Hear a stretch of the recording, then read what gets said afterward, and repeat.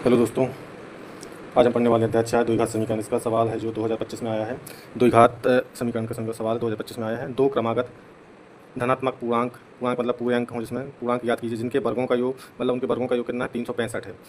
दो क्रमागत धनात्मक पूर्णांक ज्ञात कीजिए जिनके वर्गों का योग 365 है। तो मान लेते हैं दो क्रमागत संख्या है ना, पूर्णांक है, तो पहला पूर्णांक अपन मान लेते हैं। गणित की भाषा में माना कि पहला पूर्णांक x है। तो सवाल पूछ रहा है दो धनात्मक क्रमागत, क्रमागत मतलब x के बाद अपन एक मान लेते तो x+1 दूसरा पूर्णांक होगा। अब दो धनात्मक क्रमागत पूर्णांक जिनके वर्गों का योग मतलब इसके वर्ग का योग x और इसके वर्ग का योग, वर्ग दोनों के वर्ग, इसका वर्ग का योग बोले तो प्लस करते हैं तो कितना मिल जाता है 365। ये सवाल में दिया हुआ दो धनात्मक क्रमांक पूर्णांक जिनके वर्गों का योग 365 है। पहली अपन ने पूर्णांक मानी है x और दूसरी मान दी है x+1 जिनके वर्गों का योग मतलब इसका वर्ग और इसका वर्ग का योग 365 है। अब इसको हल कर लेते हैं। हल करने के लिए यहाँ पे फार्मूला लगेगा, सूत्र बचपन से पढ़ते आ रहे हैं, a+b का होल स्क्वायर बराबर होता है a² + b² + 2ab। इस प्रकार से तो हल करते हैं।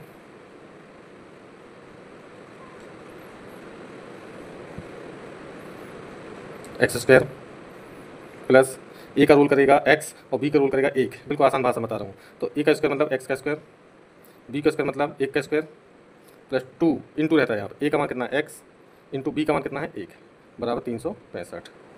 इस प्रकार से आगे बढ़ते हैं। ये दोनों समानुपात जुड़ जाएंगे, दोनों प्लस के हैं, प्लस प्लस प्लस होता है। 1x 2x हो गए और ये 2 एकम 2 और साथ में x, ठीक है।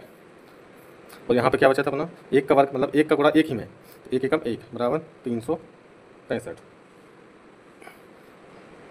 2x² प्लस 2x प्लस 1, इसका पक्षांतर करके इस साइड लाएंगे। पक्षांतर करने से चिन्ह बदल जाते हैं। यदि कोई संख्या प्लस में है तो पक्षांतर करने से बराबर के इस साइड दाएं बाएं करेंगे तो उसके चिन्ह बदल जाते हैं। बराबर में कुछ नहीं तो 0। 2x² 2x, इसको घटाएंगे 1 घटाएंगे 365 में से तो ये हमारे पास बचेगा 300 माइनस का 364 बराबर 0।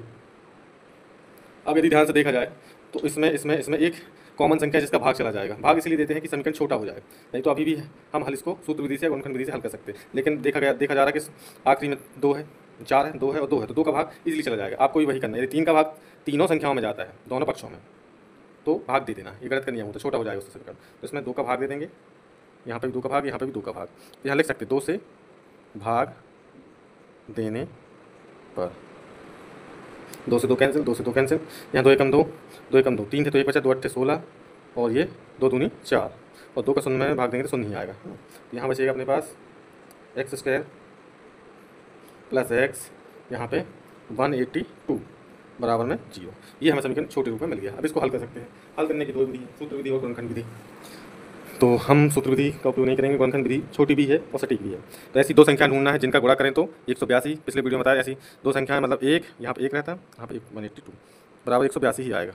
तो ऐसी दो संख्या ढूंढना है जिनका गुणा करें तो 182 मिल जाए और जोड़े घटाएं तो 1 x मिल जाए। तो वो संख्या हमने ढूंढ ली है। 14 और 13 का गुणा करेंगे तो 182 मिल जाएगा और 14 में से 13 घटाएंगे तो 1 x मिल जाएगा। तो इसको जमाएंगे कैसे, 1x², 14x, बड़ी संख्या प्लस की लेंगे, क्यों घटेगी तो बड़ी संख्या का निशान आ जाएगा, 13x माइनस 182 बराबर 0।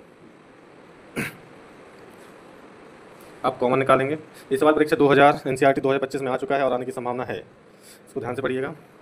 दोनों में क्या x कॉमन है, x कॉमन का मतलब जो दोनों पदों में हो, तो दोनों में क्या x है। यहाँ x 2 थे तो 1 x बचेगा, यहाँ पे 14, यहाँ पे माइनस 13 का हम देख रहे हैं, यहाँ भी भाग चला जाएगा, यहाँ भी भाग चला जाएगा।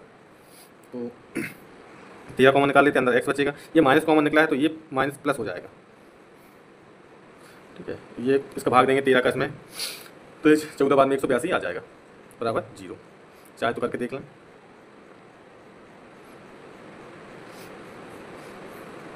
अब यदि आप सही कर रहे हैं तो ये दोनों पद सही आएंगे, 1 से आएंगे। तो ये दोनों 1 से हैं तो और कॉमन निकाल लो, x + 14 और यहाँ पे x - 13, ये x - 13 बराबर 0।